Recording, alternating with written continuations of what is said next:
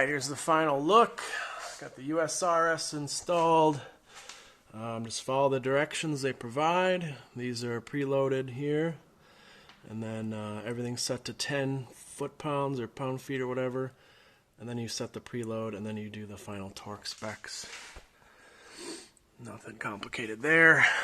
There's our headers mated to the stock midsection. Our O2s with the connectors easily accessible. Right there. And then our wideband, which goes through the factory hole. And then I'll use the factory grommets and cut them and just kind of use them for that. And then to plug this one, same thing. And that's about it.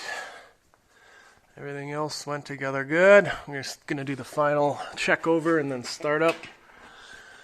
Make sure I didn't miss anything. And yeah, go from there. So that concludes the header installation and stock exhaust. Laugh it up if you want, that's fine.